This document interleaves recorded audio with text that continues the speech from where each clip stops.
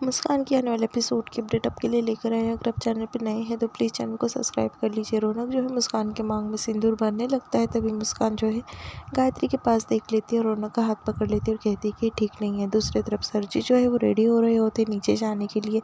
सुजय वहाँ पर इंतज़ार कर रहा होता है कि कब से गोली मारे।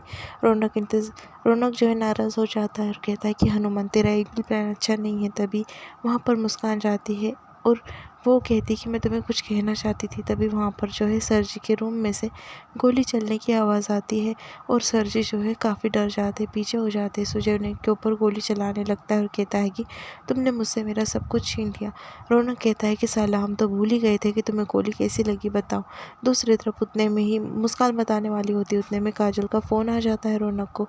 रौनक फ़ोन उठा लेता है और फिर जो है उसे पता चल जाता है कि काजल की जान खतरे में है। ऊपर जाता है रौनक तो सरजी के रूम में जो है सुजय होता है। रौनक उसे देख नहीं पाता। फिर सरजी जो है उसे कहने लगते कि बचवाए तू नहीं था तो कौन था। तभी रौनक जो है वो कहने लगता है कि आपने इतने काले कारनामे किए हैं कि आपके जान के सब दुश्मन बन चुके हैं। चलिए हमें जल्दी से होटल जाना होगा, काजल की जान खतरे में है।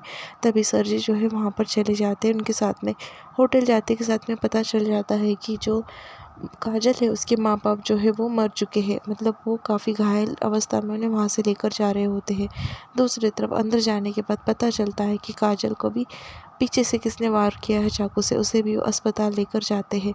और डॉक्टर काफ़ी इलाज करने के बाद डॉक्टर को पता चल जाता है कि जो काजल है उसके माँ बाप इस दुनिया में नहीं रहे।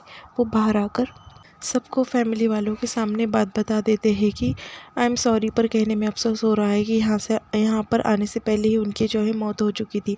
ये सुनकर जो है सबको सदमा ही लग जाता है और काजल की ट्रीटमेंट चल रही है ऐसा वो कहते हैं। तभी काजल जो है वहीं पर होती है। मुस्कान जो है वो काफ़ी बुरा फील करती है कि ये क्या हो गया। रौनक जो है वो काफ़ी बुरा फील करता है और कहता है कि साला हम जिसकी ज़िंदगी में जाते हैं उसकी ज़िंदगी तबाही कर देते हैं। इंस्पेक्टर साहब जो है पूछने लगते हैं कि आप उनके कौन हैं। तभी जो तीरथ होता है वो कहता है कि हम उनके रिलेटिव है, ऐसा जो है वो कह देता है। फिर इंस्पेक्टर कहते हैं कि ठीक है। बाद में उन दोनों के बीच में बातें हो जाती है। रौनक कहता है कि मैं यहाँ पर रुकता हूँ, तुम सब घर पर चले जाओ।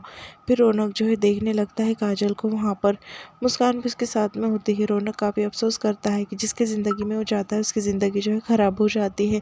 पहले तुम्हारी ज़िंदगी ख़राब हुई मुस्कान, ऐसा मुस्कान से वो कहने लगता है। मुस्कान कहती है कि ये सब कुछ हमारे हाथ में नहीं है, अभी हमें काजल को हौसला देना होगा। उतने में वहाँ पर जो है डॉक्टर आ जाते हैं और कहते हैं कि पेशेंट को डिस्टर्ब हो रहा है, अब बाहर जाकर बैठिए।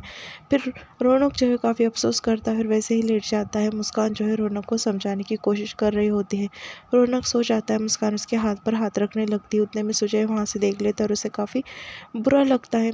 दूसरी तरफ जो लवली और डॉली होते हैं वो कहते हैं कि कल के होली का प्लान हम कैंसिल कर देते हैं। तभी गायत्री कहती है कि नहीं, हम प्लान कैंसिल नहीं करेंगे क्योंकि बड़े बड़े लोगों को हमने बुलाया है, सब तुम्हारे पापा के मतलब अच्छे दोस्त थे।